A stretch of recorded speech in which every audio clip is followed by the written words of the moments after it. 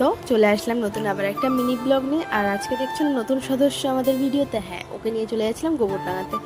ঠিক ঘুরতেও যাচ্ছিলাম না, মানে তোমরা আগে আমার ভিডিওতে অনেকেই দেখেছো যে আমি কম্পিউটার শিখতাম, সেখান থেকে ফোন করেছিল যে সার্টিফিকেট নিয়ে যাওয়ার জন্য, কারণ কম্পিউটার কোর্স অনেকদিন আগেই শেষ হয়ে গেছে।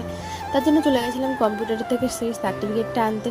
সার্টিফিকেটটা এই যে পেয়ে গেছি হাতে নিয়ে, তারপর নিচে চলে গেলাম। টুকটুক করতে করতে নিচে গিয়ে দেখি মামা ভাগ্নি দুজনেই দাঁড়িয়ে আছে, আমার জন্য অপেক্ষা করছে। অপেক্ষা করতে করতে ক্লান্ত হয়ে গেছে। তারপর ওখান থেকে বেরিয়ে আমাকে জিজ্ঞেস করলো কিছু খাবি? তাই আমি বললাম হ্যাঁ, কেন খাবো না, এরকম অফার তো বাচ্চারা করে নাকি।